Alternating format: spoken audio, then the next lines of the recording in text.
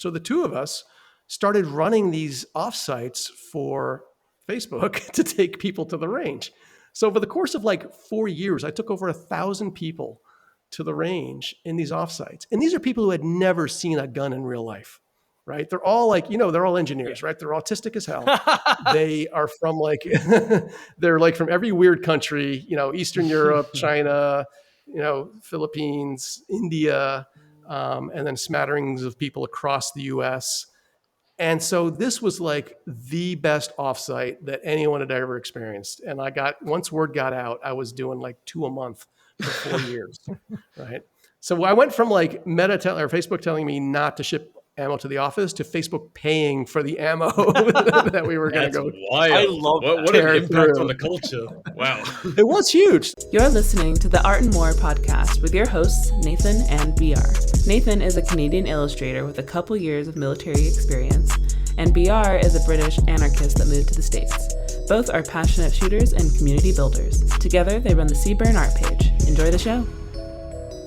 Hey guys, welcome back to the Art and More podcast. I'm not sitting back on a couch this time, so maybe my audio levels will be passable, if anything. Thank you so much. We hate audio engineers here at the Art and War. I'm so sorry for the last few episodes. Anyways, I'm joined by BR, and we have Chuck and Kareem from Open Source Defense. Hey. Good to see you guys. Good to see you. And what a funny time to be talking to you guys with all that's happening in the world. But it has been interesting for open source information as of late. But so guys, we're talking to two guys from Open Source Defense. What is Open Source Defense? I guess is the best place to start for our audience who might not be keyed in. Tell us a bit about what you do. Well, it's it was. We're jumping go first, all over Kareem, each and other. you can tell you. Go ahead, Jack. Fill me in. Yeah. Kareem and I were a couple of co-founders of Open Source Defense back in 2018. And at the time, I was working at what was then Facebook in related to some policies and things around firearms. And when I left, I wanted to continue to work in that space. And I got hooked up with Kareem, who had this thing called Open Source Defense. And we got it going. And the tagline was this 100% gun rights, 0% culture war idea. I like that. And that was really appealing. Yeah, exactly. I don't need baggage. And this is my problem. I've been in the gun debate since about 84, when I had my first debate. And actually, it was 88 when I had my first college debate on gun control. That's 1888. 1988 for just to make it clear. So I've been doing the pro-gun thing for many, many years, and just didn't really want all the baggage that goes with it. I was kind of a 2A purist, and Open Source Defense kind of had a way to do that and have impact, have some thought pieces, have some discussion. We joke it's like the NRA for smart people, where it's just more about the foundational principles and less about the baggage. That was the genesis of it back in those days, and Kareem can kind of probably fill in on the more modern things and what we're up to.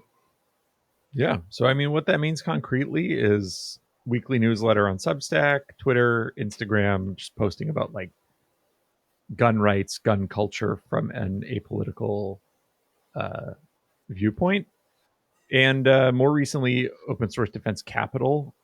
Both of us coming from the tech space are very used to this idea that tech founders have this like really dense ecosystem around them that is supporting them and helping them succeed and helping them with funding and intros and advice and expertise. And just from being in the gun space for a few years, we've talked to founders of like really small companies in the space and really big companies in the space, and all of them are basically flying solo, where the kind of support that founders in tech can take for granted is just completely missing from this world. And so OSD Capital is basically like in its simplest form, just venture capital, like investing in startups and civilian defense. But I think like the broader thing is, let's build a mafia. Like, let's help companies in this industry succeed. Because I think, it's easy to talk about politics, but the products have to be good. Like, people have to be making really cool companies that are making great products. And that's what spreads gun rights. Like, that people, the laws don't matter if people don't want to buy the stuff and like use the stuff. And for there to be great products, like, smart, ambitious people have to want to start companies in this field. So yeah, that's what we're up to. That's really cool. And that's something that, this show has been about and like really talking about for years, is the fact that if this is going to be something that continues to grow and prosper like it's doing right now, thanks to the growing culture, is it needs to be its own thing. It can't be this like little isolated black sheep who are, like not friendly with anyone. Rising tide lifts all boats, and that has to be the mentality. So, really cool what you guys are doing with that. I do appreciate the like the dedication to actually being news and relevant information as opposed to culture war bullshit. I'll be honest, Yeah. I have been so sick of firearms reporting because it's almost infantilizing. Like seeing The ATF is destroyed. the ATF. No, shut up! Yeah. Shut up! It's like, oh, the liberal gun grabbers are coming to take your mama's revolver. Like all of the silly kind of bullshit clickbait. Like, hey, this is our echo chamber. Listen to us. It's all so tiresome. It is, but I It gotta makes you check out. Yes. Yeah, it does.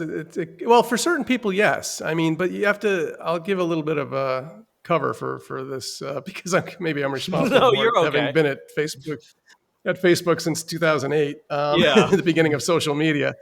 So yeah, I mean, unfortunately, the way all the platforms, this is not just a Meta or Facebook issue, like all the platforms really kind of drive you to this outrageousness, right? I mean, it's just the ecosystem and the way it works. So none of us, and obviously this is all my opinion, none of us wanted it to go this way.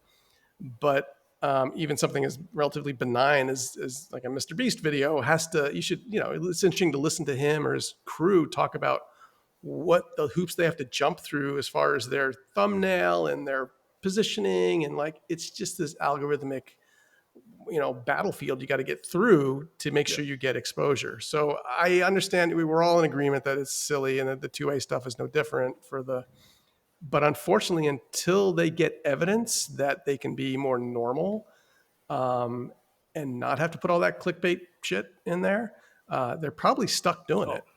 So 100%. it's tough. For sure.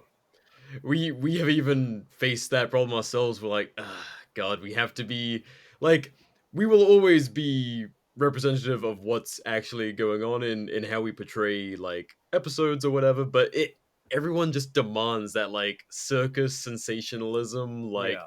everything is so intense and crazy. You should look at me Yes. because I need 5 seconds of your attention. Please give me 5 seconds of your Yeah. attention. It's like, I don't even want to mock it because I absolutely agree. It is the system, and you could get into the whole chicken and the egg situation of like what came first, the dopamine receptor fried addled, Gen Z millennial, whatever the new thing is, consumer of all this content, or this content in general. And obviously the formulas exist because they work. And I don't even want to crap on people who are using those formulas. A lot of people that we know and like and have been on this show, and even us to a degree, use them. Recently, lately, we've been talking about SEO and managing our social medias better and all of that. And it is such a game. It is absolutely such a game. That being said, as I don't want to like talk myself up or anything, but as someone who is consistently immersed in the culture, and I want to say to some degree is an end user of some of these products, I almost feel like I'm being infantilized a little bit. I still understand why, and it is for the greater good, but I do like the lack of politics and talking down to me effectively in terms of what I know I already believe. that comes from you guys.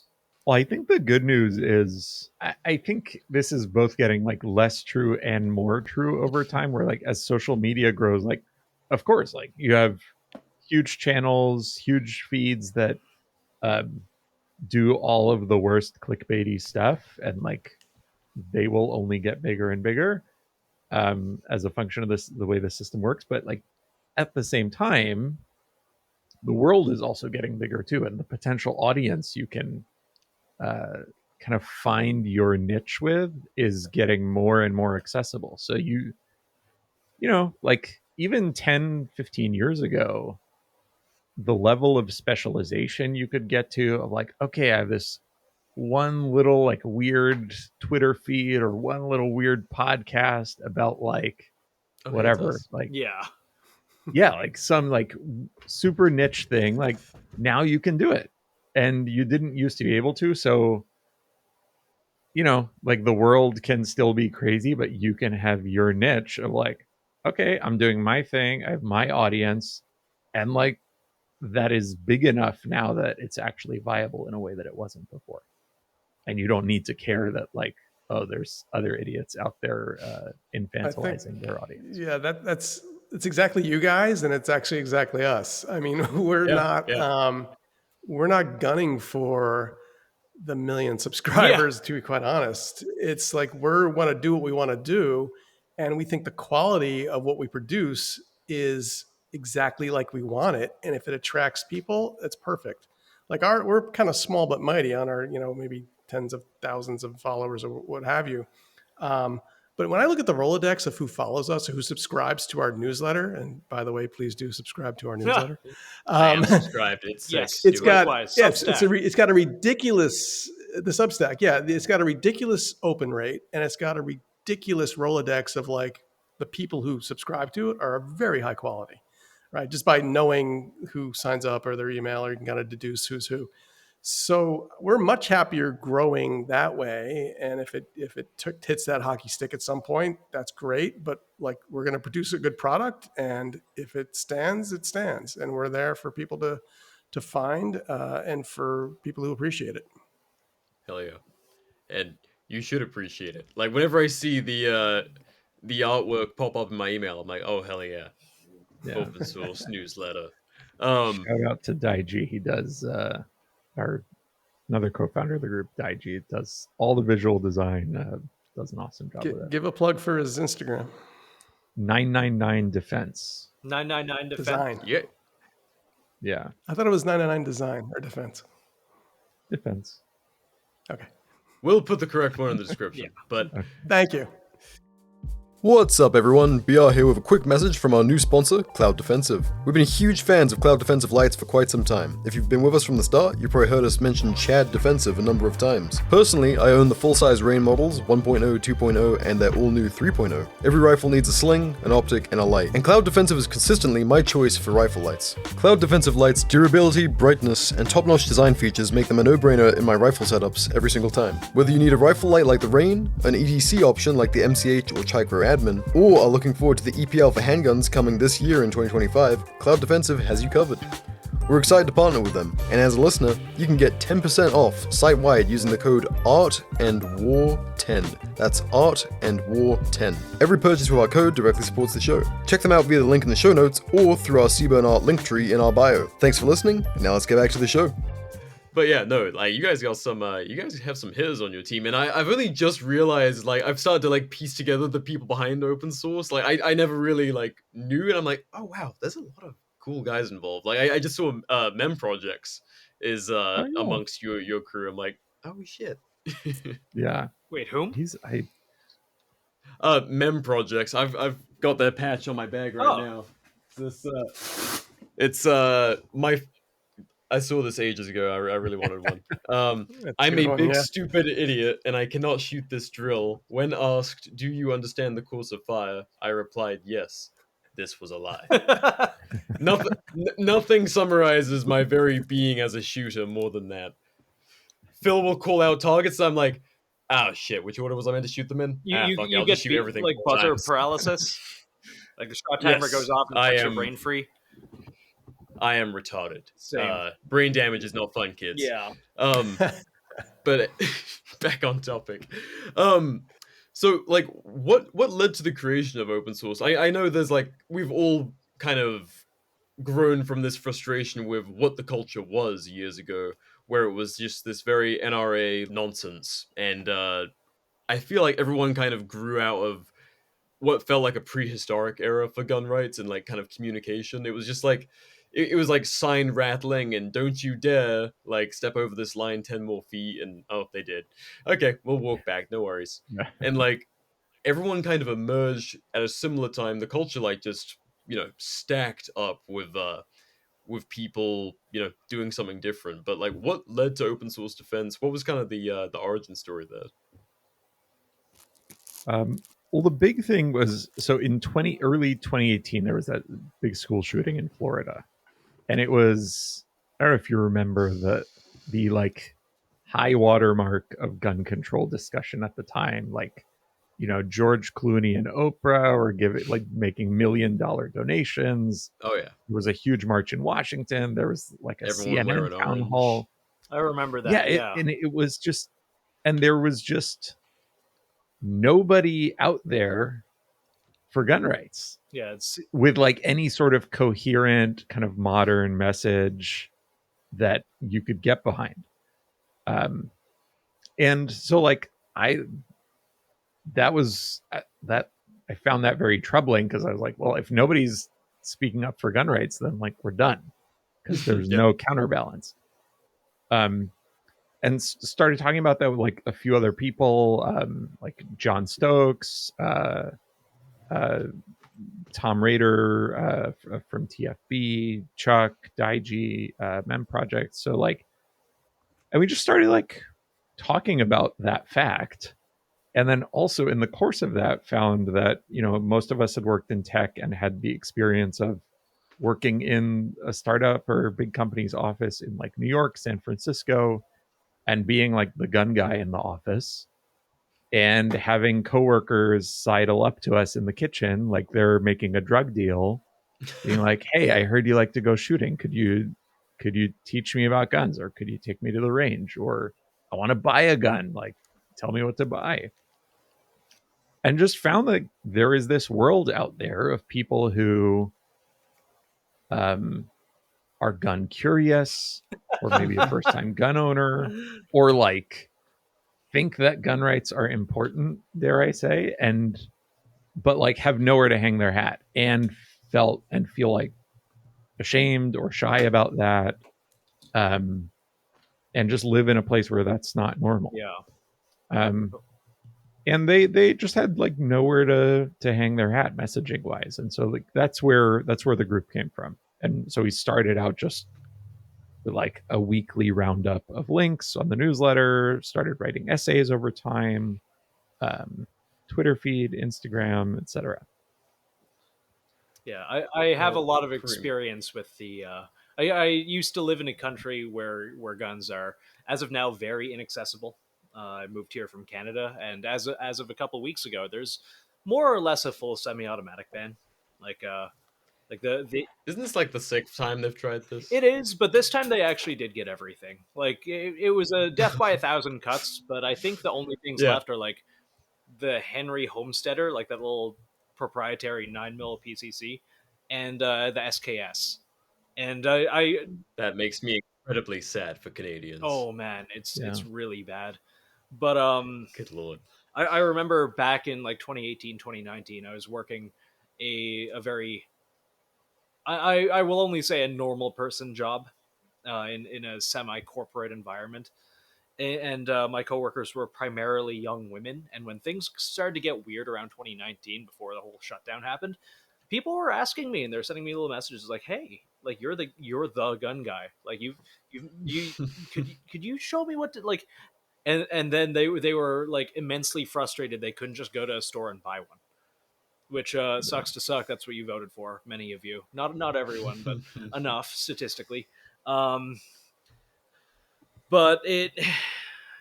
it's kind of funny the amount of people who really like the idea of it, but only when things have gotten bad. If I could say one thing to everyone who's probably listening to this, find the gun curious people near you. Like be friendly and not weird and not all grunt style and culture war and all of that, and just take them to a range where you let them shoot your 1022 with your protection on or something similar. I know I've brought this up like 8 times Yeah. in the show. Yeah. Well, I mean, I cannot, both Kareem and I can just give you a million firsthand experiences of doing that, Yeah. right? And I'll give you the story. I've said this before, so this is not new information. But back in the old days when I mentioned I worked at Facebook from 2008 to 2018, during those days, I was like Kareem says, I was like the resident gun nut. Yeah. And I wasn't shy about it. I was definitely out of the closet as far as being, hey, I'm here about guns. I'm going to help firearm content on the platform. I'll go shooting with anybody. I had empty shell casings on my monitor Yeah. at work. There's a funny story. When I first worked at Facebook, 2000, like January of 2008, we're in this dinky office in downtown Palo Alto. And I just come from Google. And I was doing a lot of USPSA shooting in those days. So I was like tearing through 9mm pretty good. Yeah, I saw And this your is back in the good days. your CZ Parrot. That thing's pretty cool. Yeah, my Parrot is like the little kind of I try to have a gun for every division, right? It's a good excuse to buy more guns. Yeah. Even though I've never shot open division before. Yeah. So I was shooting limited or production, and I was, busy. And this is good old days. I could buy, you could buy 2,000 or 1,000 rounds of 9 for like $200, right? And I didn't want to have it shipped at home because I wasn't there. So I would just get my ammo shipped to the office. So I got the address for the new, building in downtown Palo Alto, California. I said, okay, this is my new work address. When I went to Target Sports, whoever, I'm like, okay, give me 2,000 rounds of 9. And one day I come into work and there's a Post-it note on my monitor. It says, "See me." And it's from the head of security. So the head of security left a Post-it note. And I'm like, oh, cool, my ammo's here. so I go and see him like, hey, Max, what's going on? You get my ammo? He's like, never do that again. So I'm not allowed to ship ammo to the office anymore. But the story I wanted to tell actually is being known, kind of this being, out and proud of my gun ownership. I was, when you're in a corporate world, any corporate world really that's being successful, as a manager, you usually get money for team offsites. So I think we got a couple $100 per head per quarter or per half to go and take our teams and go do an offsite, a team building event. And there's a million, you can go do Build-A-Bear, you can go whitewater rafting, you can do some Build-A-Bike, or even some guys did a bartender school or a cooking class. It's a way to make it so you don't hate your coworkers so much, right? So somebody came to me and like, hey, Chuck, I want to take my team to the range. Where can we do that? And of course, you guys know you have like maybe 10 to 12 noobs who want to have a shooting adventure. There's no way to do that. Like, you can't go to an indoor range without paying a ton of money and a lot of setup. And it would suck. And, so I'm like an idiot. I said like, well, you can't really do that, but well, I could do it. So I had access to, this is up in Santa Clara County in Northern California in Silicon Valley. I had a friend who ran a clinic, kind of an open clinic at one of the county ranges.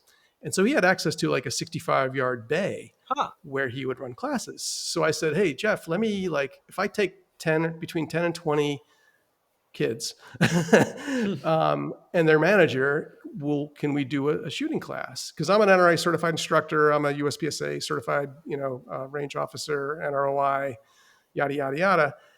And so I'm certainly capable. I'm a decent, I'm pretty proficient. I've taught, and he's good he's an ex-cop and a good tactical instructor. So the two of us started running these offsites for Facebook to take people to the range.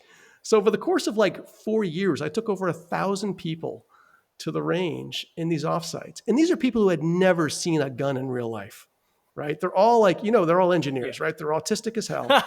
They are from they're like from every weird country, Eastern Europe, China, Philippines, India, and then smatterings of people across the US. And so this was like the best offsite that anyone had ever experienced. And once word got out, I was doing like 2 a month for 4 years, right? So I went from like Facebook telling me not to ship ammo to the office to Facebook paying for the ammo that we were going to That's go wild. I love that. What an tear impact through. on the culture. Wow.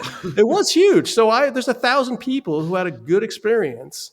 And it almost is a 99.9% good experience on that 1,000 people because they had competent, calm, non-political, like just a good educational time. We didn't get into like tactics and defense and where you got to shoot a guy, and like didn't even, if they asked about it, we would kind of give the best practice. But like more was like, here's a mechanical device, here's something that's been around for 500 years. Here's how it works. Here's how you operate it safely. Here's how you know what to do if you come across one, if you find a gun somewhere, et cetera, et cetera, et cetera. So that was a huge win, and very happy to have done that. That's one of those things that like always boggles my mind is like, I don't care. You can hate guns, but like, this a very real scenario is, I don't know, you're at a house party, or maybe you have like a crazy partner at the time or something. Like young women, you come across some dude that tries to, just some idiot who happens to have a high point or something who's like using it to threaten you, and you're like, oh. Yeah. Because I've heard about women living with a dude who would like just leave guns out to be intimidating, like leave them on counters and stuff, like in a controlling way. And it's like, I just do that because I'm careless. And that's I like fine. how they look on every surface they own. I also that was gonna go down a bad rabbit hole.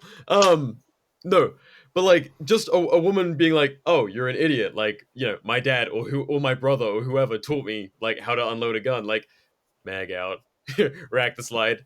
Duh, you're an idiot. I'm gonna take this with me now because you're crazy. Yeah. Done. And you had 1,000 odd employees who went from never touching one before to having that basic competency that I think every child in this country should have. Yes. Yeah, it was great. A number of them, obviously, how engineers and quasi autistic people are, right? Once they find an interest, you go down the rabbit hole. Exactly. So, by the way, I mean this all in a loving way, being probably very spectrum dwelling myself. And you two guys are 100%. You two guys are clearly there. Mine's mostly brain damage, I think. Who knows? Yeah, your RAADS score came out a little low there, bud. You got to eat more microplastics. I'm working on it. I'm trying that American diet. So I say it like we're all in the same club. I don't want to. No, I'm very much in that club. Most, Nathan's score was impressive, and most of our audience. We have you guys ever done the RAADS test? No, I don't think I want to. Okay, well, I'm sending it to both of you after this anyway. You. Yeah. So we'll break it. This is a good little offshoot, but it comes up so frequently because of the target audience of this show and most of the people we bring on. But like, autism, it's a factor in most of our circles. So there's this thing called the RAADS test, which it puts a number to. It's like a before I go down the rabbit hole of talking to doctors about maybe I need some treatment for autism or whatever, or some assistance with autism. It gives you like a number that's like, okay, 60, like you probably don't have it. 65 or 70 plus, there's a good chance that you do. And then it's an actual diagnostic tool, RAADS. Yeah.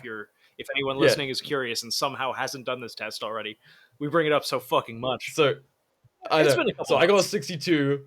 I got a 62, which is just below, like 65 and 70 is like kind of where it's like, okay, you might have autism. So I'm like, probably just brain damage. That's the sweet spot. That's what you. That's right. I wear a helmet when I go outside. It's got one of those little spinny propellers on it. Nathan, what was your score? 147. Depending how many microplastics I've eaten that day, it goes anywhere from 143 to 151. Wow. Yeah. You seem functional. He can talk to people sometimes. Somewhat. Maybe you went so far you like came out the other side. Yeah. So there's also, I have horseshoe theory where we've had a couple of people who get like our other two members of the team, Lucas and Phil, respectively, Lucas got like an 11, I thought he and got Phil like got 6. a 2. Like something so low it Yeah, shouldn't have been possible. Like you're too it normal. We was have to weird. summarily execute you. I don't trust people like that. No, no, that horseshoe theory. Those people are also odd, and there's something to be investigated Yeah. there. The I sweet agree. spot is like just below. Like you can talk to the autistic people, but like you're not. It doesn't control your life. That's my theory. I think it really depends on the person because the most interesting and squared away guy I know, his score is 223. And like come on. multiple entrepreneur, great dude, one of the most interesting people I've ever met, and he's in the gun space. Just screw it. Well- It's Aaron Lovelace. He's had an episode on this show, and he like The man is a genius. he's a genius. There's no two ways around it. I will gas this man up until the end of time, and his red score is 223. He can talk to anyone about I mean, it. Bless. It makes sense. I mean, I've been in the tech industry again since basically 1980. Yeah. And the CEO, I've worked for 6 incredibly successful startups. That is impressive. And each one of them, it's bananas. And I swear to God, each one of them had a leader who was absolutely on the spectrum. Oh, dude, and it probably had scores in the double, the triple digits. But like the execution and the mindset and devotion and just the amount of effort and thinking that went into the endeavor proved. I mean, that all those companies are incredibly successful, and they're all, they're all from that same mold. Yeah. It's crazy. That's what it takes. So, gentlemen, if you're listening and you can't speak to women and you put the wrong shoe on the wrong foot, but like you're kind of a genius, like keep with it. Yes. Also, shower. Go to the gym. Don't be weird. Yes, we're counting on you to do something with yourself because you have the potential. And if you listen to this show, you're our people. Yes. So bless. We want to help. Beautiful. Beautiful.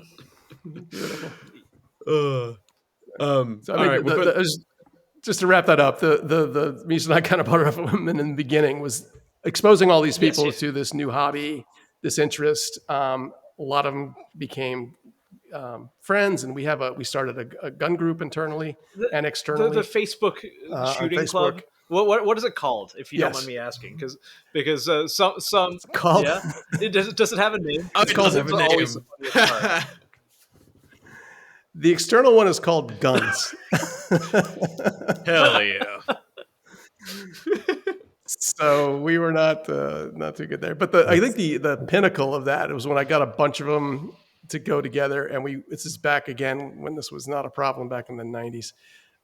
Back when would this have been? Probably mid 2010s. I got them. We just took a bunch of 80% lowers and went to a machine shop. Oh hell! That was the peak of like by taking my my coworkers to an offsite, which was building 80%. I fucking love that. Wait. Please tell me these lowers had a little Facebook logo engraved. No. So the selector, if I remember this right, the selector was like, it was friend, unfriend, and block. Hell yeah, that's incredible.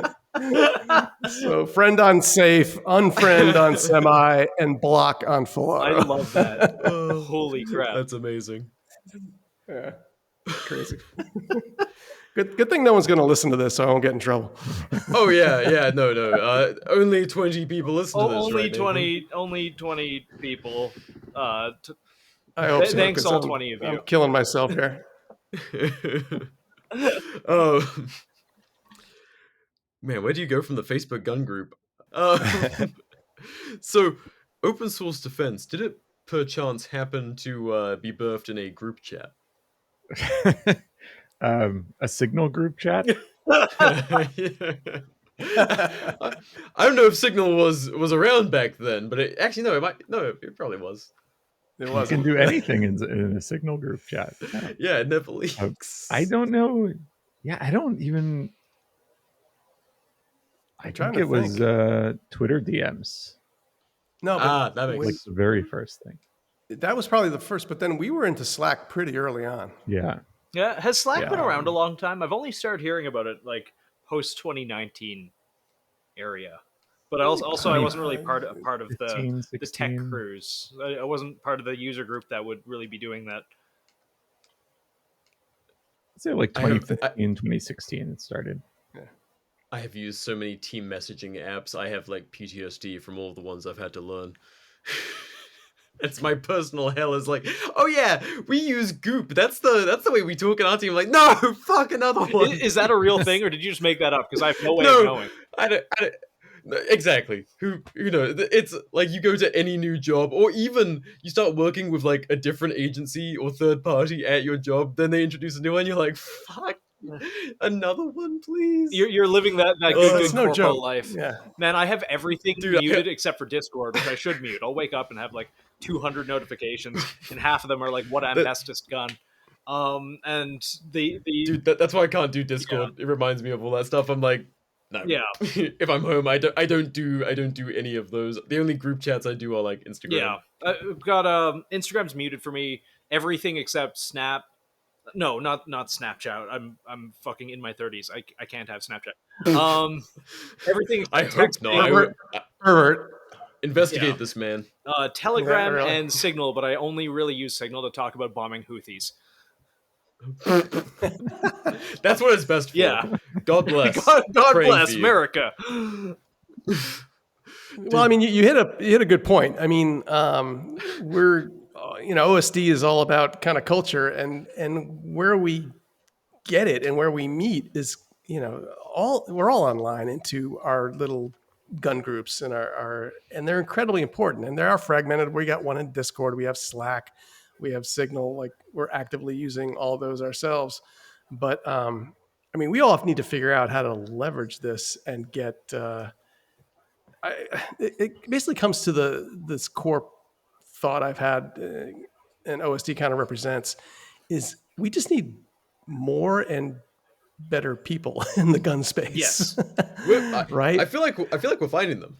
Yeah, I think We things are. on It's been a great uptick. time for it. Yes. Big time. But at the same but it's time, like like, in the past few years. maybe it's just the online spaces, but the online spaces are always so toxic. Like, at least the big one. Yeah, that's where it starts. Yeah, it can certainly start there, and that's a great genesis of this stuff. But we need we need more. I want to do air quotes here. We need more, quote, important people in the gun space, right? Like C-suite people, and executives and influencers and people who are known for things other than being gun nuts. Yes. Right. And we found those at OSD because we are such more of an appeal to people who are a bit maybe more professional or in professional lives, et cetera, et cetera. And, this is where we get the big culture wins when you're at you're in Connecticut at a dinner party, and you can talk about like, yeah, I don't carry my P320 anymore because I'm a little nervous about XYZ, Yeah. or the topical thing of the day, whatever it is. Right. And like, I do that. I go to decent social circles, and I am completely unshy to the total cringe of my wife. I'm like, well, what'd you do this weekend? Well, I took out my new Robinson XCR. I was trying new suppressors. I really found that 77 grain 223 was really giving me a better performance. What about you? What do you shoot? And he's like, what the fuck are you talking about? Yeah. But we got to do that. Absolutely. No, like, I would say we have safely graduated from the stage where, like, a lot of gun guys, because how it happens, or how it was before we started to come together in these online spaces, was you don't generally know shooters that are exactly like you. Like, this is where all of this, like, this training culture and this competition shooter and, like, basically, like, performance shooting, all of that, like, elevated stuff beyond the shooting in the trash, which, love shooting in the trash. Me too. As long as you pick it up. If you don't pick it up, you could be summarily executed. Based. But like, all of that has come from people meeting online and being able to come together and elevate each other. Because before, like, you might be the most serious shooter and you just kind of have, like, with love, your 6 buddies who just, like, don't really care as much. They're like, guns are cool. I'm glad you got me into this. But they're never, like, elevating themselves. Yeah. And eventually, like, we've gotten to a place where it's so easy to find guys who want to get out there and work on themselves in whichever, discipline of the space you want to do that. Yeah. And, like, it's happening quicker and quicker, and I love what you're talking about with important people, because in order to have more and more of those people, you need more and more people speaking to different people. Yeah. Like Right. whether it's like since not to self-indulge too much, but like when I first started on Instagram in like 2018 or 19, I came on as a like Eurotrash talking about punk rock, anarchy, and gun rights. And I was like, I'm gonna talk to 60 people ever. Like, and you know what? Once I got like 60 followers, I was like, this is cool. There's a lot of you guys that are into the same stuff as me. And look at you now, This is 20 really whole neat. listeners. I know. Wow. Who'd have thunk? But no, it's like it's really cool that even like something as like ridiculously niche as that Yeah. like managed to like I found people that were very similar to me and had very similar perspectives on like, you know, like kind of the flavor of gun rights that I was into, instead of just talking to like being where I'm at and then talking to someone like, oh yeah, 22 is kind of fun to shoot. It's like I want to help, but like I need to find my people so I can like be better of what I am, instead of just like, yeah, I'm the closeted gun guy that doesn't talk about that stuff because no one quite gets it. Yeah. Like gets to where I'm at. But no, it's something that has to keep on evolving, and the more people that get involved and have like a weird little niche, like we've seen that there's damn near every subculture, Oh, for better and worse, represented in the gun world these everything. days. It's wild. Like, yeah. There's furry gun groups. I don't like Yeah. it, but they exist. Yeah. You know, it's out there. Why is that the first example that comes to mind? I'm just thinking of the meme that's like, when I finally meet my gun friends from the internet, and it's just like 4 black Suburbans pulling up. There is that. There is that. Funnily enough, I think we kind of graduated beyond that. Like, that would be expensive as hell to like show up with that many black SUVs these days. There's way too many autistic people who are like far too proficient. Yeah. We just that's a lot of black We've- SUVs. Yeah. Yeah, That's we DDoS the ATF. yeah, I think thankfully now it's mainstream enough, and the Boogaloo memes hopefully have the hey, are those level 4 plates imprinted in everyone's brain? Yeah. Exactly. legal reasons, I I love won't that continue meme. this Yeah. Like, I mean, we always say like the I think people talk about like, you know, was like the AR the biggest thing for gun rights, or like some law, like legal breakthrough, or some law getting repealed. I think like YouTube and Instagram Yes. are the most important thing to happen for gun rights, maybe ever. Yes, I agree. That's what got me back into it. You know, Yeah, absolutely. and I feel like And, that it was the yeah, same I mean, way. you You and know, millions of we others. have a lot of guests on this show, and I always try and ask the questions like, "Hey, what got you into all of this stuff?" And a lot of those people, the genesis was YouTube, Instagram. You know, seeing something that made it normal. A lot of those people, it was like, and as much as dudes on the internet want to shit on them, people like Demolition Ranch and other kind of like family friendly content that puts you into like, hey, guns can be normal. FPS Russia. FPS Russia for me. Him, Matt V 2099, Goodness. Collian Noir back before you know he became what he is now. Nothing against the guy. I just his content back when Hey, I watched him. Yep, I watched him like way back in the like OG days. Too. yeah, no, he used to be spicy. And you know, it was seeing a guy talk to me about things I already believed, but it was beliefs that I had that I didn't think anyone shared with me. So Yes. it Yep. made me feel less isolated, I guess. And I feel like it also helped kind of add guidance, as weird as that sounds, to especially say in the year of our Lord 2025 about fucking Collian Noir. Who again, I like. It's just like looking back on it, I can appreciate how the pipeline worked a lot more. That sounded Yeah, way more I mean- negative about Collian Noir than I wanted it to. It did not. I did not mean it to. Collian's I mean- a good guy. We're good personal friends with Collian, Yeah. and he's a good guy. He's got a tough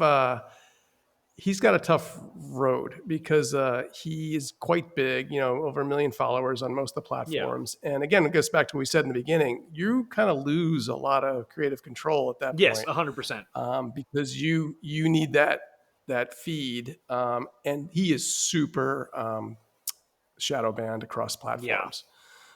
So he has to work double hard. And this, you know, he's a great example. He's one of the top producers, but all these guys have 6 figures of followers and up to 1 million plus.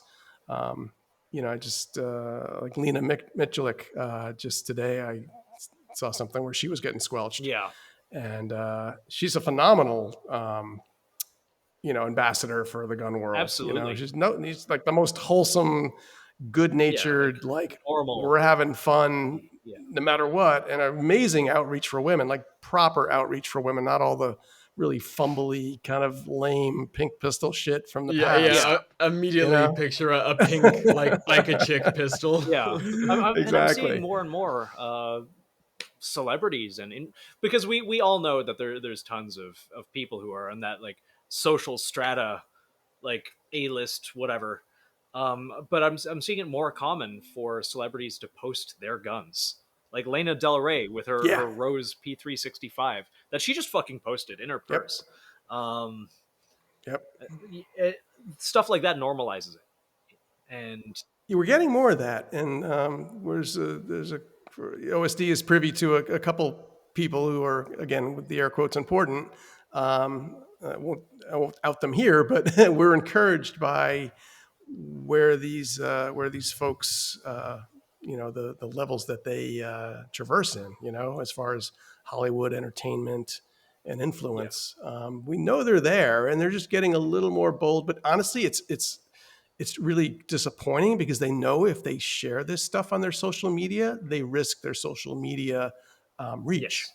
And they're going to get their accounts harassed if they show themselves at the range or just show up. Like Instagram is pretty bad. If you show so much as a picture of a gun, no matter what your account is about, it could be a gardening account, for God's sake.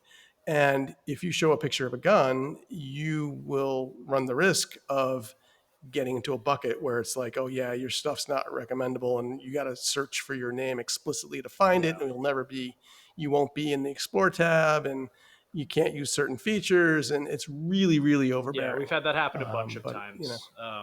Every time we try and find a way around it, like the algorithm gets a little more advanced. Sometimes it takes things that really have nothing to do with it. I think one of the posts we got shadow banned for was a drawing of a friend of ours at a sewing machine. Nothing to do with guns. He was the Chad. He owns Craft and Lore, a bespoke leather shop up in Coeur d'Alene, and it got flagged for illegal materials. I'm not quite sure how that happened, but Oh, yeah. my favorite. We had an illustration of like a toad, like I think with a Glock, but it didn't get flagged for guns. It got flagged for marijuana. Yeah. And Nice. I was like, It what? was Mr. Like Toad it's from the Wind and the Willows. frog.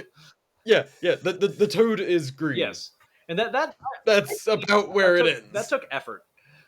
Oh, and dude, that messed us up for like months. Like that little flagging, like it kicked our ass on reach. We're like, okay, cool. Like, not only is it in 100% wrong, but it's like really messing us up. Yeah. Oh, it's So- tough to claw back from that once Oh, you yeah, get dinged. yeah. Even if you have just that one piece of content that should expire, or you delete it, it's not clear what happens Yeah. after that. I was just funny. Should mention. I just looked at our Instagram today for open source defense, and we are currently, I don't know if it was non-recommendable, but it had one little orange dot in Yeah, that's what happened with us. our account status. And it's because one of Daiji's, one of the 999 defense images that he puts out every episode, every issue, it's got a picture of a very stylized, gun for our latest newsletter. And that was it. It's like a cartoon stylized gun superimposed over other cartoon stylized firearm things. And that got dinged for regulated goods. So very frustrating. It's funny you mentioned you have an Instagram because I couldn't find you, so I assume you're shadow banned. What is it for anyone who's listening? It's open source defense, but the source is SRC, Open SRC Defense. Yeah, I gotta open right now. We'll Yes. make sure we link it directly in the description. Yeah, actually, our X account is where we do most of our stuff. The Instagram is mostly about publishing our newsletter, and the X account under the same name under X is where the Kareem works his magic. Kareem is a very good wordsmith, and does the heavy lifting for the newsletters and the Twitter, the X feed.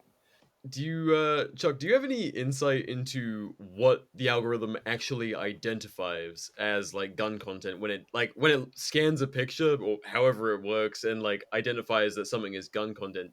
Because we have a working theory, seeing as we publish like hundreds of illustrations of guns, and usually to our thinking, it's the action. Yeah, Like the it's trigger, the trigger, the, pistol the grip. trigger and the Yeah, magazine. we found that everything that we had that was a full picture of a gun, even on just a line drawing, got flagged as soon if it was covered with a hand or something else or debris Or like slung on someone's back, so you just see like a stock and a rifle. Oh, the barrel, like yeah, then it wouldn't get censored. that's usually left alone. Yeah, but like, do you have any insight into this?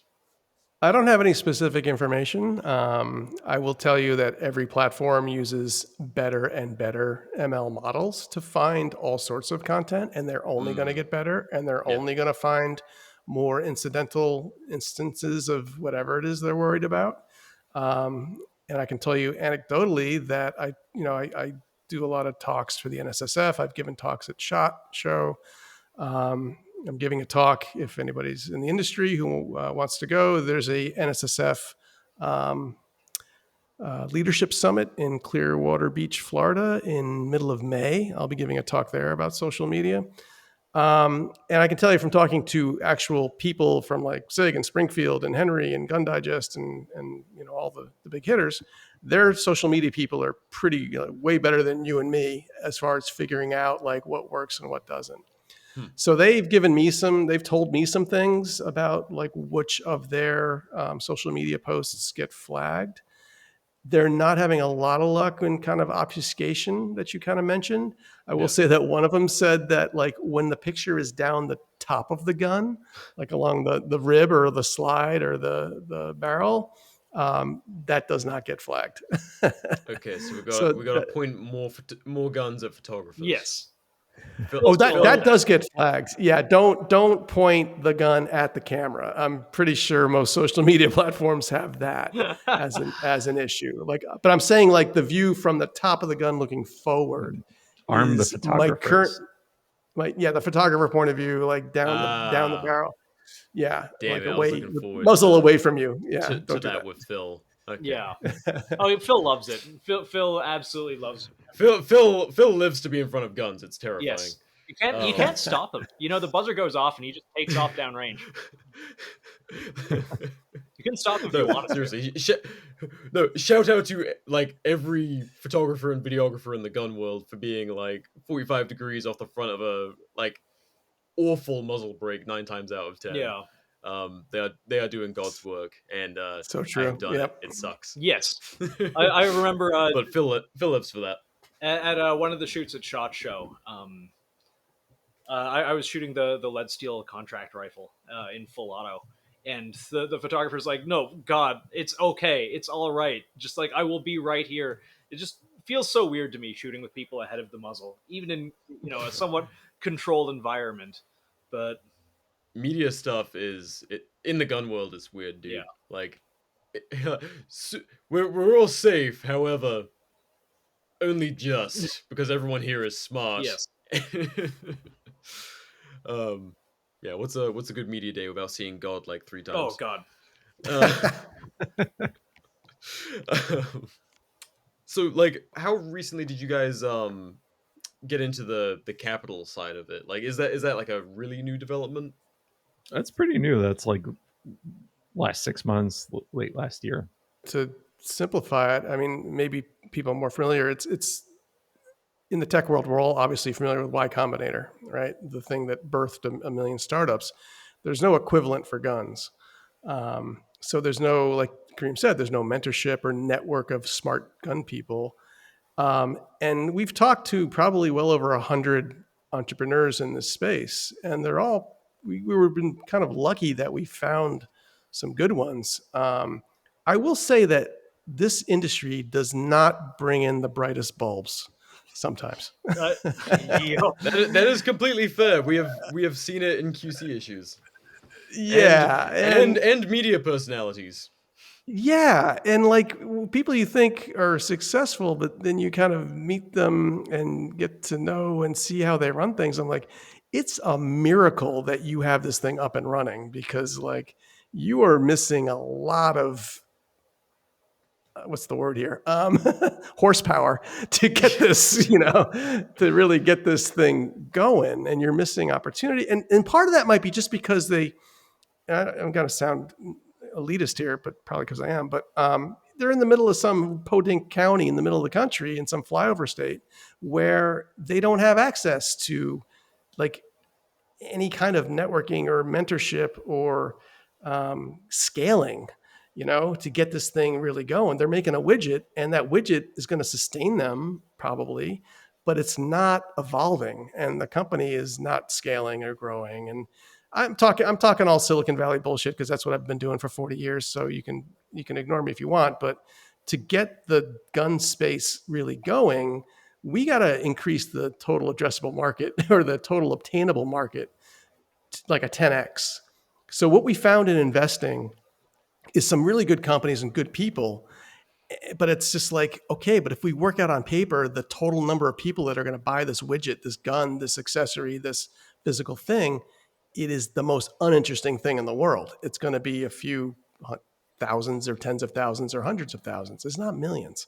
So if you have a fund and you're an investor trying to enable stuff, you need some 10x or 100x returns. You need companies to hit $1 billion.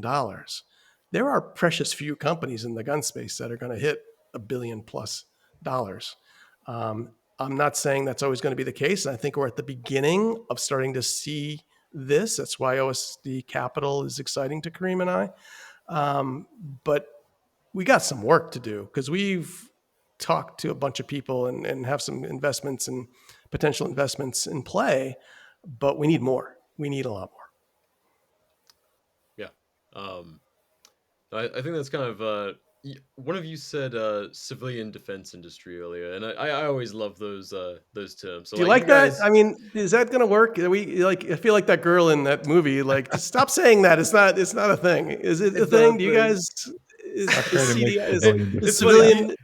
The spicier version is always militia industrial complex, but I mean, like, it depends. If you're talking to the broader idea of the shooter market, like, as much as I like the, civilian rifleman aspect of things, like, it needs to be bigger than that. Like, that, as a culture and as a country or whatever the hell you want to say about it, like, that is critical. That's why all of this exists in the first place, is like, the actual militia component of everything. But for it to be like a truly lifestyle thing, shooting is a martial skill. So competition shooters, like, incredibly competent in their craft.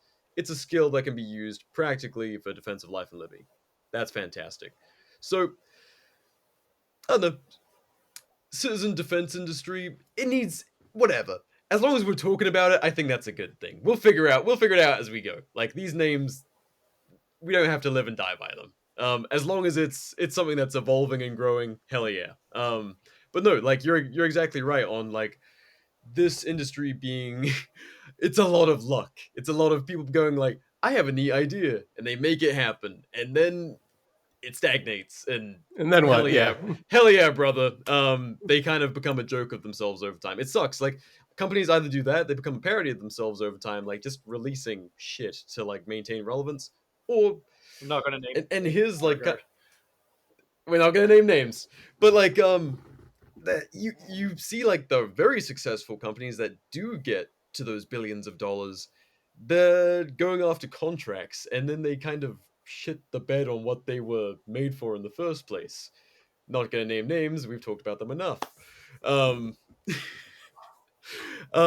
So I guess when we're talking about bringing innovators to, potentially billions of dollars, like, how do we do that without shitting the bed like some monstrous entities?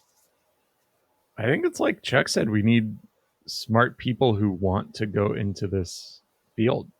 And there are some, anyone who's listening, like, if you think Chuck was talking about you when he said there are a bunch of idiots in this field, he wasn't. He was talking about the other people.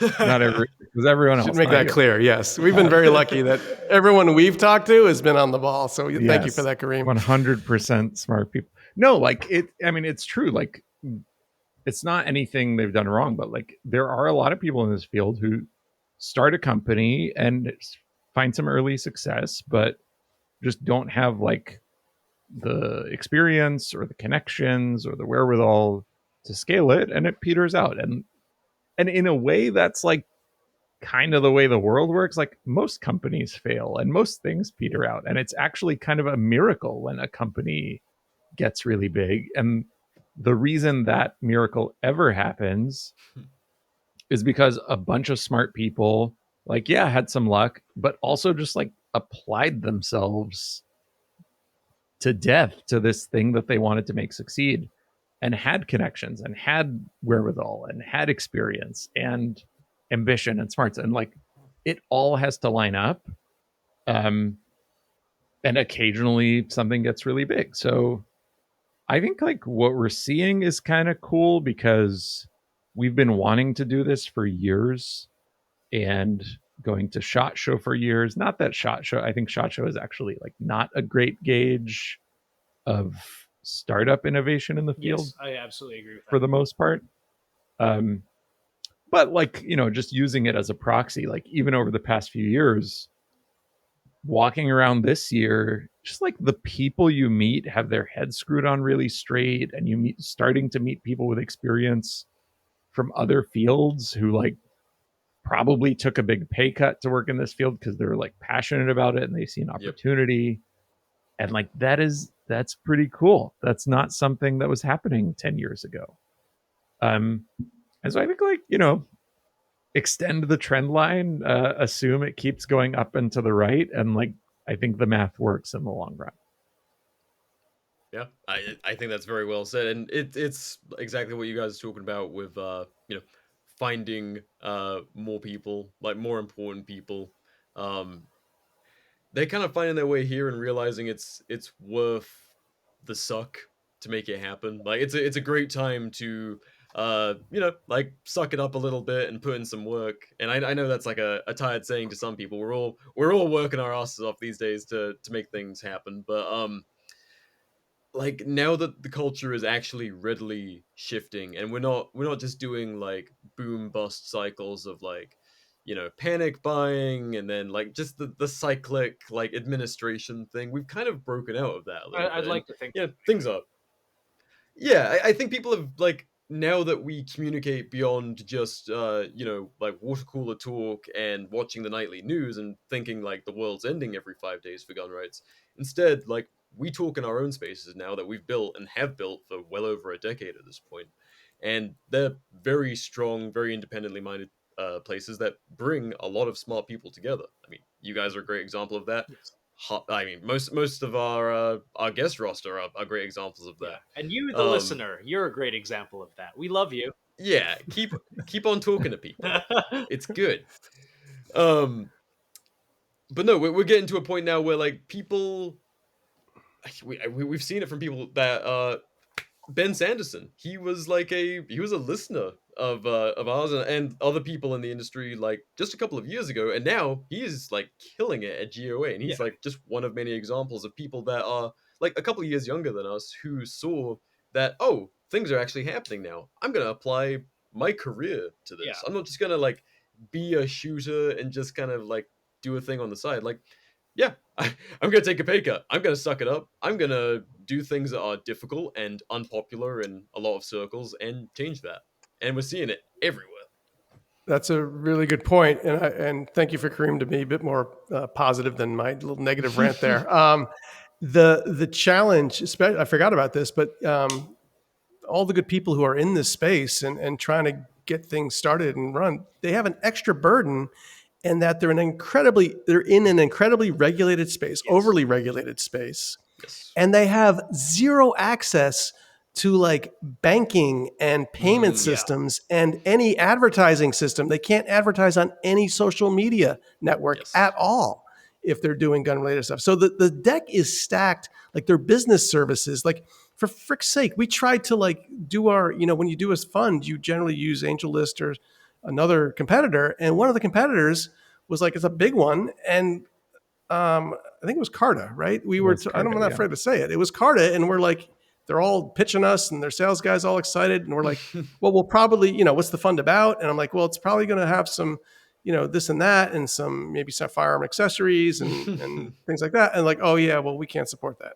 It's like, well, fuck just you. It's dead like, on arrival. Yeah. Yeah. It's just like, it wasn't him. I mean, the guy, to be fair, our rep was like, okay. He said, well, let me pull that up the chain. And he was all for it, but he He was like, cool, I from the- like watching Garand Thumb videos. He was like, he's a sales guy. Yeah, He's it was whatever we like, it was heartbreaking. He had to come back and with a heavy heart say like, well, I got word that we can't support that. And because, that one really pissed me off. And I'm used to this shit. And that one was just like such a fuck you. It was just unnecessary. It was so completely needlessly unnecessary.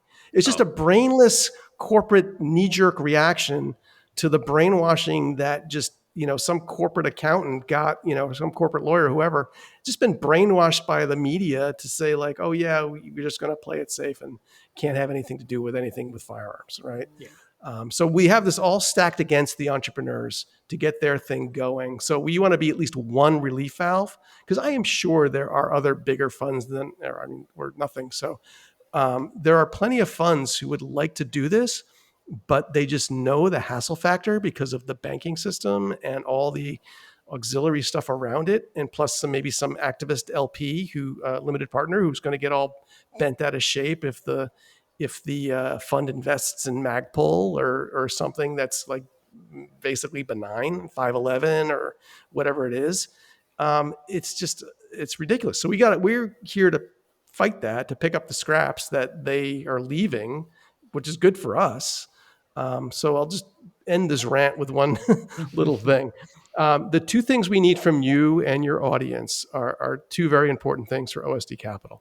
One, if you know of anyone or you are someone who's in the entrepreneurial space in any 2A gun related thing, please reach out to us. And if you are someone who wants to invest in and has capital to deploy to something in this space, but have no way to do it, please reach out to us. So we want the investors and we want the entrepreneurs. Fund at opensourcedefense.com is a way to get a hold of us. If you put that in the notes, that'd be great. But yeah, we want to be kind of a nexus for both sides of the equation. And you guys are well connected. Your listeners are. They're all smart people. That autism is being put to good use and building cool things, right? God bless. So yeah, we want to talk to those people. That's a great point, because I think what we see is like defense tech is very trendy right now, and everyone's like, oh, like Palantir, Anduril, all these cool defense tech companies. And I think people get a lot of social media juice out of that, about like, wow, we invested in a cruise missile company, or we invested in like whatever. And that's fine. Like, okay, cool, like whatever. But pretty much all of them are talking about companies that arm the government. And like, that's what they're okay with. Which true was out of fashion for the past few years, but actually historically is a very like consensus hive mind, not counterculture thing to do at all. And so like, I think there's a lot of funds and firms just like patting themselves way on the back way too much for like funding essentially Raytheon's equivalent. Yeah, I was going to say, we love Raytheon at the Art and War podcast. Quit. Sorry, formerly Please. Raytheon, RTX now. This message is brought did to they you by rebrand? Yes, they Lockheed did. Martin. How did I not catch the rebrand? What a shitty graphic designer I am. Funny enough, I think it was very shortly after all those photos, and it probably has nothing to do with it. Like a full corporate rebrand on that scale is probably something that was planned for a long time. But those photos went viral a couple years ago of the Raytheon sponsored Pride floats, and that knocked me out. That was hilarious. But very shortly after that, Raytheon ceased to exist, and now RTX is a thing. I just looked up Raytheon. It's the top Google result starts with the phrase "now defunct defense contractor." So they really went hard on this rebrand. Ouch. Wow. Wild. So yeah, I think like it's still, to Chuck's point, like when a company that's building cool 2A stuff or 2A related tech and selling to civilians because they want to empower civilians, like when they succeed, they did it with like their eyes closed, one arm behind their back, like wounded, dragging themselves through broken glass.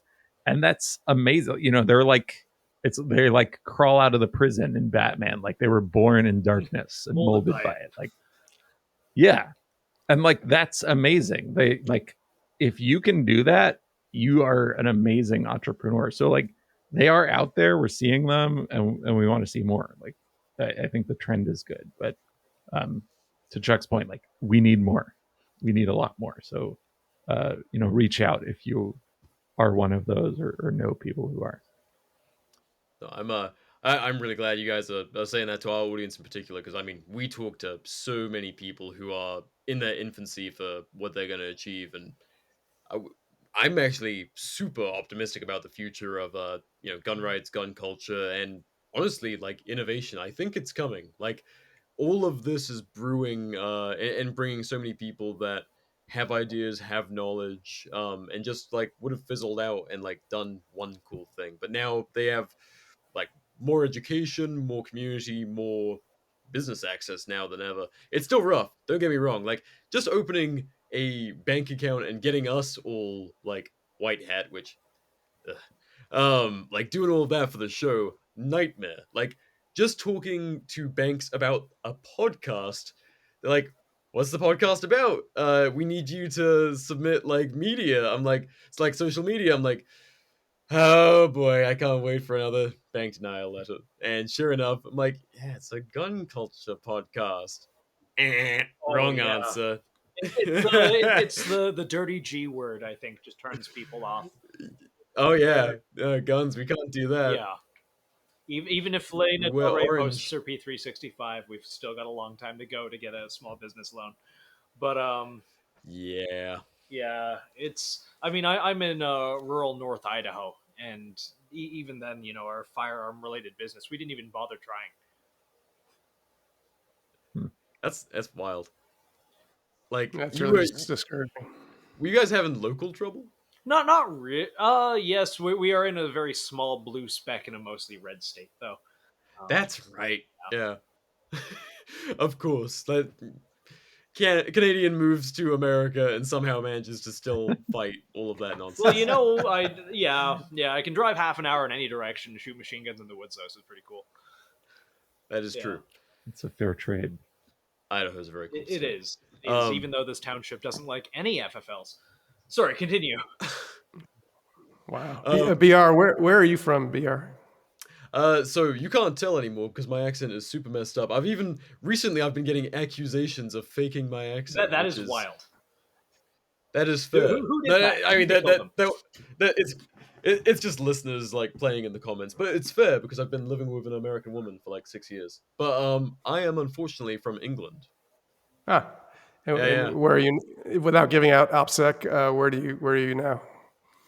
So I'm out in Appalachia, but when I first moved here, I moved to Arizona. So England, desert rat. Now I'm a hillbilly. It's it's been fun.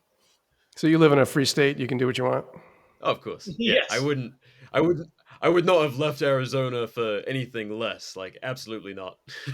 Were you like right.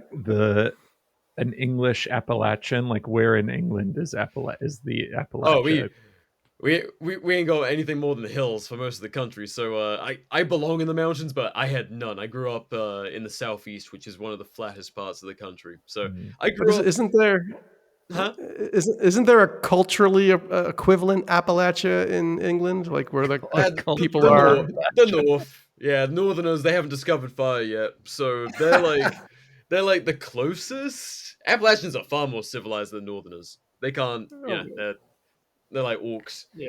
But no, I'm it's funny. Like whenever there's a Northerner, I talk to a Northerner from Arctis. He goes, "Oh, you got a posh accent, don't you?" I'm like, you motherfucker! Don't you dare call me posh. I think But one of my favorite things is hearing you imitate an American accent, which we're not going to get you to do that again. I'm pretty sure I've bullied you on the show to do it before. make me turn me into a speak and spell. Yeah. But that's a funny thing because my accent is reverted from like my local dialect to like a BBC, like transatlantic BBC, because like you see it with everyone who has a regional dialect, like when they're talking to someone in an interview or whatever, like everyone, they call it code switching or whatever. Like Brits do that. They like posh up and soft, like harder pronunciations, let go of their rural like country bumpkin stuff. And I've had to do that in the States because like I'm pretty sure Nathan's seen it. Like we'll be out at a restaurant or something, and be like, "Oh yeah, can I get water, please?" And they're like, A fucking what? What did you just say to me? I've genuinely had multiple times had someone put like an American beer in front of me, and I'm like, close enough. Water. Yeah, a Coors Light. Being out Also in, hydrating. Thank you. Appalachia and having the hobbies you do, have you ever had anyone be racist to you? I mean, British people aren't really a race, but you know. We supported the South, so, so they got no problem. My peepaw's grandparents were from England, and then usually it's that they were Welsh or something. I'm like, ooh. I'm just waiting for you to have that weird gas station interaction. It happens to everyone one day. I have definitely gotten looks. Yeah. But generally they just think I have a speech impediment. They're like, I don't know what the fuck that is. I certainly ain't American, but Yeah. Man, did I tell you about On Away Clay? Okay, yes. never mind. Yes. Well, I'm going to bring it up anyway because it's funny. It is rural North Idaho. I'm half Asian. I don't really look it. My friend here, Frank, is full Asian and very much looks it. But from behind, we both got black hair. So and so. So we have this little pit in kind of a little town outside of the town that I live in. It's a town called Potlatch. We just go there and run, USPSA drills. Yes, I see you laughing at the name. It is exactly like how it sounds. Like there's a smaller town attached to Potlatch called Onaway, which is just like double wides and trailers and so, and the people are fantastic. Like some of my very good friends live up there, and I'm there every couple days. But there's a shooting pit, just like a gravel pit, that's about 10 minutes outside of Onaway that I'll go to about every week. And hillbillies and rednecks, derogatory kind, not the good kind, will go there. Not our friends. Yeah, the sort that you should summarily. I've been saying that a lot. It's okay, but I'm guys. Still pissed about I edit the worst of Nathan's stuff out. Don't worry. Well, they dump trash in nature, on public land, and I'll just drive out there with some contractor bags, clean it up, and then shoot some drills. And older fella on a side-by-side goes by us, handlebar mustache, side-by-side. He's got a shotgun in the, strapped to the side of it, just kind of gives us a dirty look and leaves. So a couple days later, I find out that he went to the local gun store, run by two friends of mine, because they immediately told me, and said, there's a couple of gooks up there training. I don't know what they're trying to do, but I think we're getting ready to overthrow the government. Not entirely right. I found out later this motherfucker. That's true, actually. Based. Not Frank. That guy won't even look at a gun if it's not just like a CZ Parrot. Like he won't even look at a gun if it's not just like pure racer. Yeah, that man lives for competition, and that's fine. He's actually saving for one now. He's using a Shadow 2. He only competes. But this guy, we find out, was formerly a sheriff. The law gets better. He is no longer a sheriff because he got drunk, went outside, and emptied his service pistol at the moon. Nice. But you're just kind of reinforcing every Idaho preconception I had. Yep. So, well, it took me a hot minute before finding this man, and I feel like I have to become his best friend, like legally. I mean, honestly, like, you couldn't ask for a better sheriff. Like, aside from the casual racism and profiling, like, he's vigilant for communist invaders. He likes guns. He knows how to have a good time, and he hates the moon. He hates the moon, and you know what? Like, fuck the moon. So kind of fair. We bonded on a spiritual level over that. He just doesn't know it yet. Yeah, Nathan wants to hunt him down and become his best friend. It's like whether he likes it or not. I did meet the actual sheriff at a gun show the other day. When I say at a gun show, I mean he had a table. He was plainclothes. He was selling a High Point. I love that. It's probably from the evidence locker. I was Oh gonna my say God. I have questions, but I don't know if I want answers. I fucking love That's Idaho. beautiful. That is the whole takeaway of this story. That is the Yeah. answer. So you guys are definitely in cheat mode because like I told you, I've been into guns since high school, right? Since the 80s, and back when I used to look through the shotgun news in 1980, which would blow your mind what was in the I'm shotgun so news. curious. It I've was never even heard of it. you guys know what it is, Nope. right? The shotgun news. I It was don't. a trade. It was a newspaper, a trade publication, really thick, and it was all surplus, wholesale gun stuff. You could buy like all weird Makarovs and stuff for like $30, and Ugh. FNs for $800 That actually or sounds three cool as hundred hell. dollars, and it was cool as hell. Go Google it someday and look up shotgun news and look at the old ads or the old. It's amazing. But I've only lived. I grew up in New York, went to school in New York, went to university, then got a job in California, Oh. and So you went from I've been bad to like slightly Mr. less Gun bad, Nut, but still bad. pro gun guy Yeah. until I was literally until 2 years ago. I have never lived in a state where I did not have just ridiculous restrictions in New York and in California. And I recently moved out to Florida. Man. So I want to just tell you, I made this point earlier to someone we were talking to, but California, I got there in '89 in Silicon Valley, and it was still it was a breath of fresh air compared to New York. So I could buy a handgun, which I couldn't do in New York. I could buy, long guns you could get, pretty much either side, but handguns were verboten in New York, still kind of are. And that was good. And I could get ammo. And so life was pretty good. And then in '89 was the first major kind of national event. It was the Stockton school shooting. And that event kicked off, I think it was 90, 89 or 90, right around there. That kicked off the modern gun control era, if you will, because it was an SKS or an AK It was variant. an AK. It was an AK. And that started just this avalanche of paranoia and exaggeration. And Something must be doneism. yeah, what about the children? And so I lived in California from the very first law that really mattered to when I left 2 years ago. And let me just make the point that as bad as California is, and the laws are just inane, just dumb, and I have been able to get virtually every gun I've wanted to by force of will. Every freaking law that they passed, we have found a way in California around it, be it a bullet button, a fin grip, the roster, getting through with single shot exemption.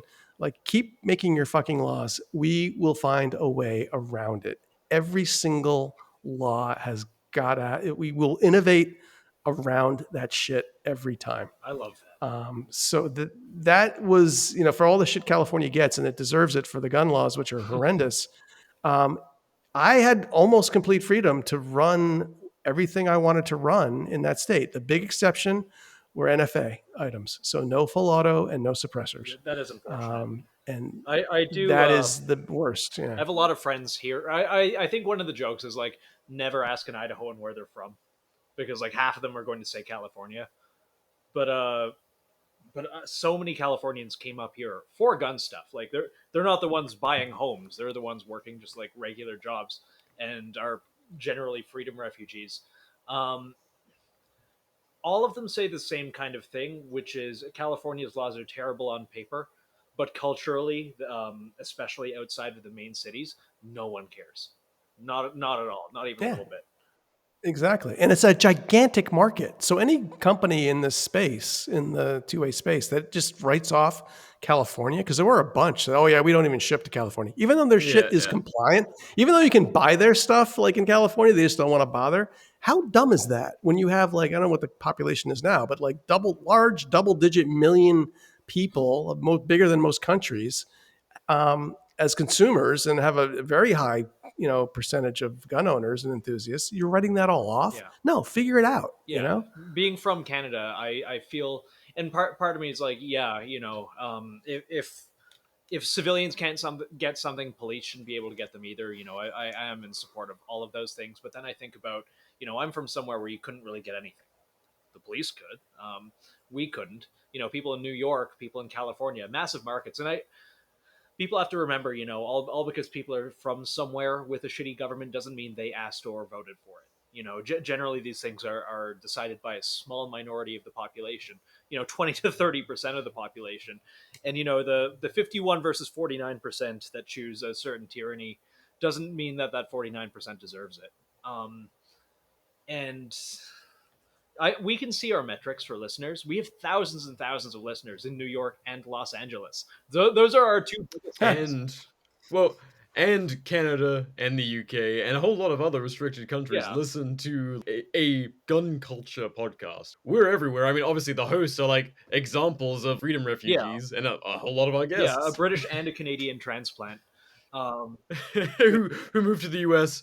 Probably like, I mean, for both of us, it was like basic human liberties, gun rights. Yeah. Like that, not 1 and 2, like 1 and 1, those hand in Yeah. hand. No, if they want me to go back, they're going to have to take me in a fucking bag. Fuck no. This is actually like, this is wildly powerful. The idea of like, you can be in the UK or whatever, like China, and name your country and listen to this podcast or watch Grantham or whatever. Like, if you think about what it means for us, like if you live in a state where you can get whatever you want, what does it mean to participate in gun culture and to like be part of it, learn, value it, etc.? You could make a list of like hundreds of behaviors, actions, things you're interested in, read, watch, do, etc. You can do like 99% of that list without owning a gun. Yeah. Right? Like, yes. So, but that's only recently true, like because of, technology, podcasts, internet, social media, etc. Like, you can participate in everything but like literally physically handling a gun and shooting it or defending yourself if you need to, which is very important, but fortunately a rare need. But like everything else in terms of like memeing, talking to people, spreading knowledge, learning, like you cannot stop people from participating in. And that is a very modern phenomenon that I think gun laws have just not even started to understand how threatened they are by that. Yeah. Well, Yep. politics is downstream of culture. Yeah, like I was consuming, gun Instagram content in the UK far before I ever I was looking at all of the 2016, 2017, 2018 kind of like people going crazy on modifying Glocks. Like that's what I was looking at before I even moved here. Yeah. By the time I moved to the States, I knew exactly how I was going to build my AR. Like I had decided on the parts. Now, my knowledge wasn't fantastic, but it was infinitely better than it would have been for if I have just like walked into a Cabela's or whatever. And 62 RAADS score, you were just walking into the gun store like Zach Galifianakis in The Hangover, just like numbers flying through the air and building. Yeah, yes, like simulated the whole thing in your mind. Hand me the Radian. No, wait. But no, our we shouted him out last episode, but our extra artist for the Art and War team, Freedom Visualizations, he's an Aussie. Yes. He is currently working on, just as you were describing, like everything but actually handling the gun. Yeah. And he does have like I think he does have a few guns, but like not the same way you would in the US. But he's what's the VR thing, Nathan? Ace XR, which a bunch of us play now. Actually, it's like kind of the USPSA training sim. I like it a lot, and he has gotten fast.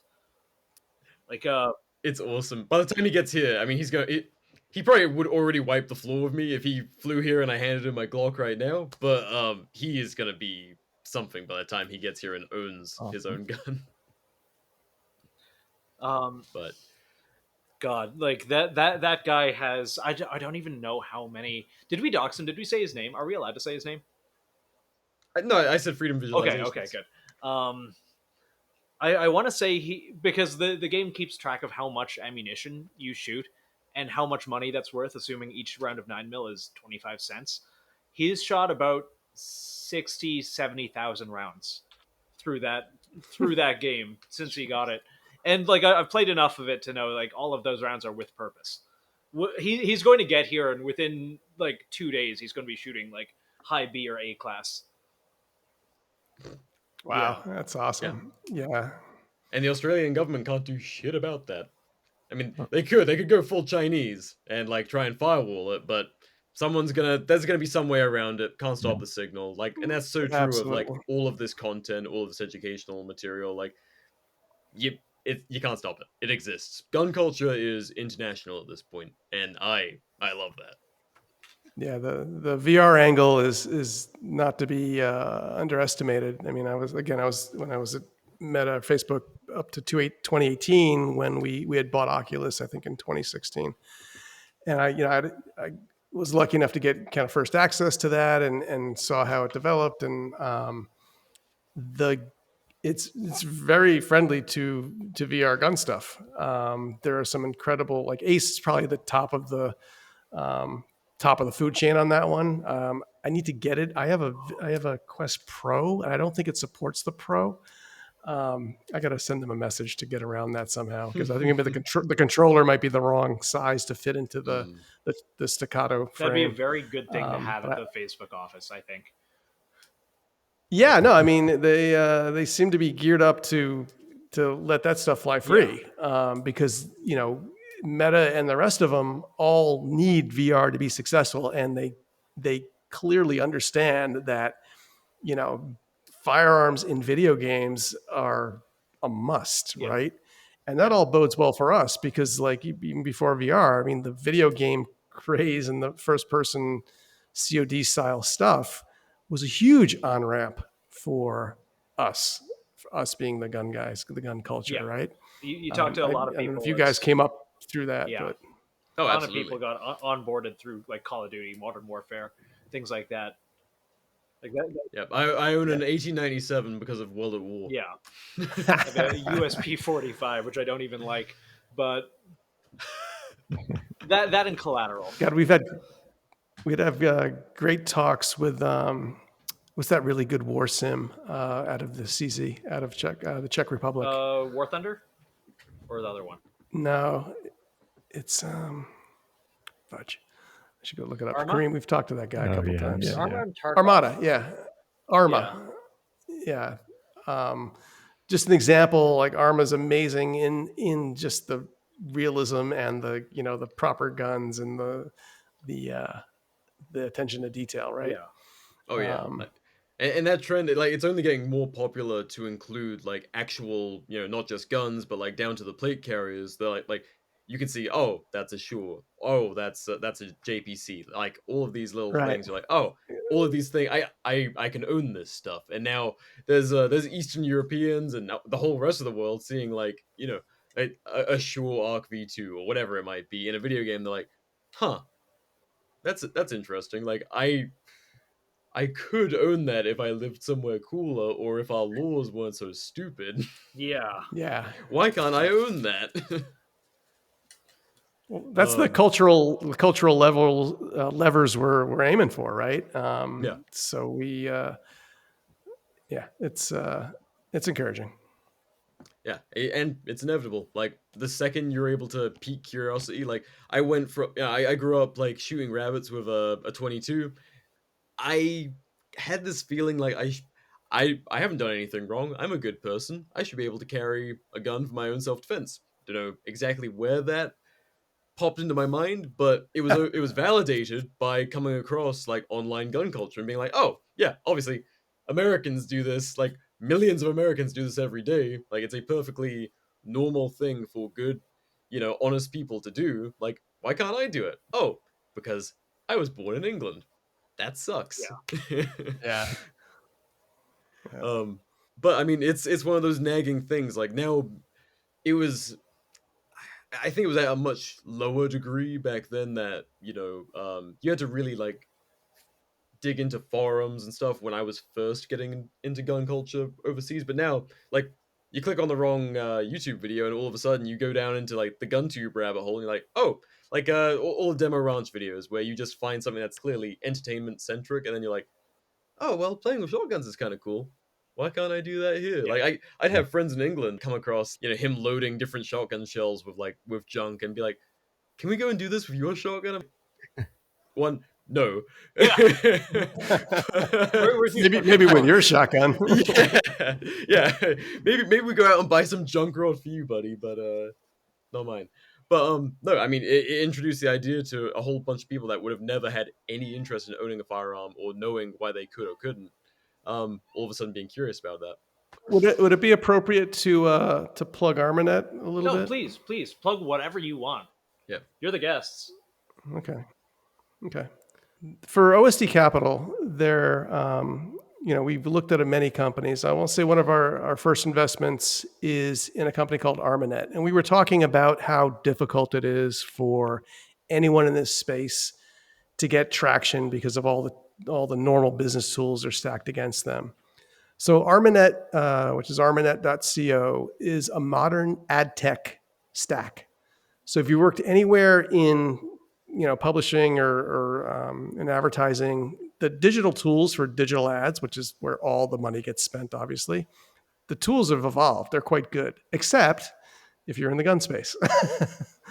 So Armanet is a bunch of good tech people who saw this, figured it out, and built a modern, programmatic ad tech stack for publishers and advertisers.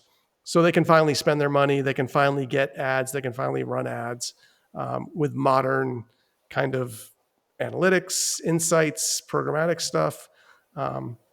It's just a great example of exactly what we're looking for, like a merge of a tech platform with a problem that needs to be solved with smart technical people and just executed beautifully on it, right? So that is a great resource for, again, people in this space if they want to, run their ads and have a place where they can freely run ads the way they want to. The few companies that we talked to a holster manufacturer before we got on with you guys, and they like a holster. All they do is make holsters and belt gear and stuff. And while technically they can advertise on Meta platforms and other platforms because they're not a gun and they don't attach to the gun, they're harassed. They can't run the ad the way they want. They can't really show the thing in use in a cool, dynamic environment because the gun's coming out and going in or whatever. That ad is not going to fly, even though the product itself is okay for those platforms. So anyway, that was a shameless plug. But for Armanet, but that was a great example of kind of what we're looking for. I don't know if you guys run into pure technology plays in this space? Maybe like the mantises, the laser stuff, the VR stuff we talked about. What else do you see?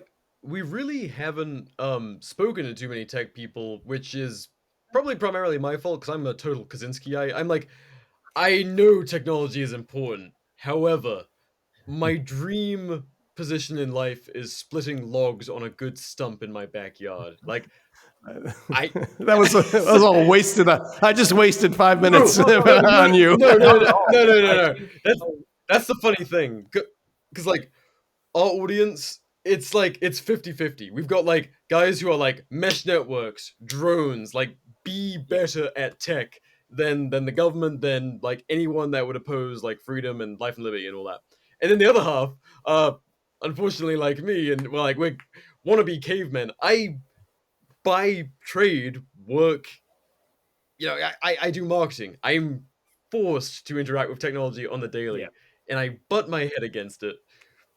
It's 50-50. We live in a technological world. You need to be good at this stuff, and if you're a company in today's age, selling something to make a living, you can't leave a whole dimension unaddressed. So no, while we don't talk to too many tech companies, we talk to tech subject matter experts, but technology is something that we should probably lean into more, because you're quite right. It's something that we need to be better at it, because we're not. It's a whole space that we lose in, and that needs to change. No, as you run into it, let us know, and we'll send people your way as well. But yeah, let's look for those opportunities to encourage people. I think Nathan, you're probably also pretty well versed in tech and probably have the right circles, maybe. I think the right circles, yes. As the years have gone on, I've turned into more of a Luddite, kind of like BR. Like Nathan doesn't give himself enough credit. I feel like you're better than I am with some systems, not necessarily like tech stuff. yeah, as soon as we get I don't know. into radios, mesh networking, and infosec, all of that stuff, my brain kind of turns off. I have a Flipper Zero that I've used to redacted. See, Like get free parking in the city of Halifax, Nova Scotia. If you work for the HPD and you want to extradite me over not paying for private parking, I will kill you. Um, um, oh my god, he likes making my job. I see why they deported you from Canada. Yeah. You'll never take me alive, I wish Trudeau. Or Mark Carney, whatever the I fuck wish it we'd is been now. deported. Yeah? If we'd have been deported, that would have been such a better origin story. Oh my god, can you When- imagine?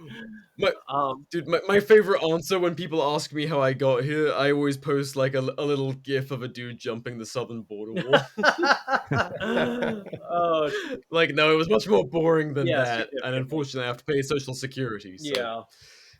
What was I talking about again? What was I talking about again? Yeah, I have a mantis. You brought that up. Being Luddites. There you go. One of the mantis blackbeards or whatever for dry runs and dry firing and a kill house locally. But Good. That's good Yeah. stuff. but other than that, I can't say. Other than FOSS, I try and keep my ear to the ground in like FOSSCAD in the 3D printing world. I don't really know as much as I should about the latest and greatest in technological innovation and what's going on. Well, so I guess till I put a bow on it, in terms of companies that you would love to reach out to, is it like all to a tech centric, or like how wide is the aperture on people you'd be interested to talk to? It's basically like any company who's doing something that makes it easier for people to defend themselves or be self-reliant. Beautiful. All right, well, guys, plenty of you are doing your own thing, starting out, making trying to make things a little bit different. So yeah, if you're in the business of business Yes. in this world, Probably talk to these fellas. reach out. Show yourself. Where can we Yeah. find more about you? Like, what is your URL? What is your, again, Instagram and X and other social medias? Yeah, it's opensourcedefense.com. We have a Substack that goes out once a week. We have the X account, Open Source Defense. The source in that is SRC, Open SRC Defense. Handle on X, same handle on Instagram. And yeah, or you can just Google us and it'll tell you all the same things. Beautiful, and all of that will be in the description because none of us can spell. Yeah. And everyone just likes to click things instead of search for things. Yes. Because our ADD is awful. Oh god, so Um, awful. Well, Chuck, Kareem, thank you so much for coming on and chatting with us. I've been subscribed to Open Source Defense for years. You guys do awesome work, and it's I want more people like yourselves and adjacent with different Yes. audiences. But we do have one last thing to ask of you before we get out of here, and that is we need dad advice from the two of you. So, as if the listeners are your loving children looking into your eyes, demanding some fatherly advice, like funny, serious, whatever you like. Whoever wants to go first, no pressure. This is my. We lied to you when we said we Good don't do one. gotchas. This is the only gotcha. Just need a second to think about it. Oh, That's no, a great it's okay. question. I can. I'm good with that. I would say whatever gun you're thinking about buying, buy it. You'll never yeah. regret a gun purchase, and nothing could ever possibly go wrong financially from that decision. That's great advice. Responsible dad advice. I would say kind of the same idea. I've thought like if I could go back and tell myself something after kind of lived, same idea of telling your kid something. The people who you think are running things and have it all together don't really. Yes. You are capable of so much more than kind of the people in charge in many cases. So don't don't be subservient to them. Don't defer to them by default. Really, think about it, figure things out. It might not be what it seems when you get down to it. Hell yeah. Be your own person. Figure it the fuck out, Yes. dude. One day, Chuck, I want more Facebook stories because that's super, super interesting to me. Yeah, I got plenty, and I'll dribble those out, and we can have that conversation someday. I like that. Hell yeah. Okay, well, no. Once again, guys, thank you so much for coming on Open Source Defense. Go and check them out. And until next time. Okay, bye. God, wow, synchronized! Like the first time ever.